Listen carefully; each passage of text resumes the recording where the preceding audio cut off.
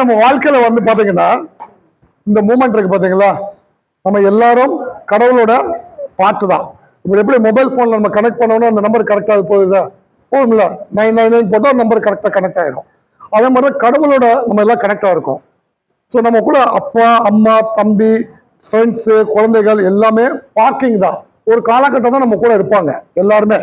நம்ம எல்லாம் அப்படிதான் கடவுள் டிசைன் பண்ணியிருப்பாரு. ஆனா நம்மளுடைய சோல் இருக்கு பாத்தீங்களா, நம்ம ஆத்மா இருக்கு பாத்தீங்களா, அது எப்பவுமே நம்ம உடம்புல இருக்கும். நம்ம ஆத்மா மட்டும்தான் பெர்மனன்டானது. அது வந்து யாரோட சேர்ந்திருக்குன்னா கடவுளோட சேர்ந்திருக்கு. நம்ம எல்லாரும் கடவுளோட கனெக்டர் தான். ஒவ்வொரு வேலை கொடுத்துருக்காரு. இப்போ எனக்கு போய் மருந்து வைக்க சொல்றாரு, நடிக்க சொல்றாரு, அது மாதிரி அரசியலுக்கு போக சொல்றாரு. உங்களுக்கு எல்லா வேலையும் முடிச்சு ரொம்ப உழைச்சிங்க போன பிரிவில் இந்த பிரிவு ஜாலியா உட்காந்து எல்லாரோட அரட்டடிங்க, சந்தோஷமா இருக்குன்னு ஒரு ஃபேமிலியோட இருந்தீங்கன்னு வச்சுங்க, அந்த பிரச்சனை இந்த பிரச்சனை ஏதாவது வந்துட்டே இருக்கும், கஷ்டப்படும். பிரச்சனை இல்லை. ஆனா இங்க வந்து ஒரு நிம்மதியான வாழ்க்கை கொடுக்கறதுக்கு கடவுள் கொடுத்துருக்காரு. அதை நீங்கெல்லாம் புண்ணியம் செய்தவர்களுக்கு தான் உங்களுக்கு சென்ற இடமெல்லாம் அவங்க இடம் சொல்லுவாங்க. புண்ணியம் பண்ணவங்களுக்கு தான் எல்லா இடமே கடவுளுடைய இடம். எல்லா இடத்துலும் கடவுள் இருக்காரு. ஸோ கடவுள் இருக்கிற எல்லா இடத்துலும் நம்ம இருக்கிறோம். அதனால நீங்க எதுவுமே வருத்தப்படாம ஜாலியா இருங்க. ஏன்னா கடவுள் என்ன நினைக்கிறதோ கொடுப்பாரு, என்ன ஆசைப்படுறதோ கொடுப்பாரு. சரியா? அவர் மட்டும்தான் பெர்மனன்ட்.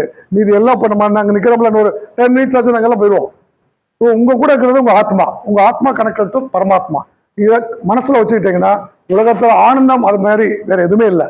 ஆனந்தத்தை நம்ம கைக்குள்ளே வச்சிருக்கோம். ஆனந்தம் இல்லத்துல இருக்கோம், ஆனந்தம் நம்ம கூட தான் இருக்குது. அதை வந்து நம்ம சந்தோஷமா பண்ணுங்க. எல்லாத்துக்கும் ஒரு பிரச்சனை இருக்கு. இப்போ எனக்கு நானும் ஒரு சட்டை போட்டு வந்திருக்கேன், அடுத்த மீட்டிங் போட்டு எல்லாம் அதெல்லாம் மறந்துட்டு ஜாலியா வாழுங்க. கடவுள் உங்க கூட இருக்காருன்னு நினைச்சீங்கன்னா எல்லாமே ஆனந்தம் தான். சரியா? உங்களுக்கு இந்த பிரிவில் கிடைக்காத ஏதாவது குறைகள் இருந்துச்சுன்னா கடவுள்கிட்ட கேட்டீங்கன்னா அடுத்த பிரிவில் நல்லா இதோட பெற்ற கொடுப்பாரு.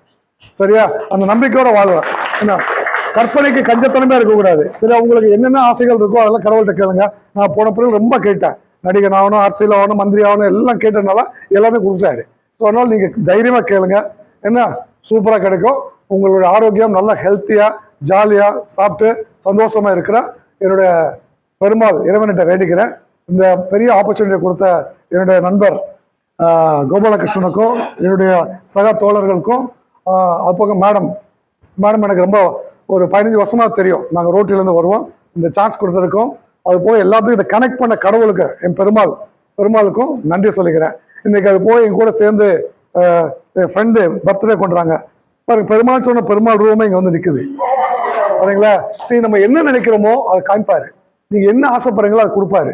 கடவுளை மாதிரி அவரை கேட்கணும், அவரை சண்டை போடணும், முரண்டு பிடிக்கணும், கேட்டாதான் கொடுப்பாரு. சரியா? நான் நினைச்சேன் பெருமாள் பாருங்க, பெருமாள் ரூபத்தில் ஆண்டாள் வந்து நிற்கிறான். சரியா? இதெல்லாம் நம்ம மனசு தான். சரியா?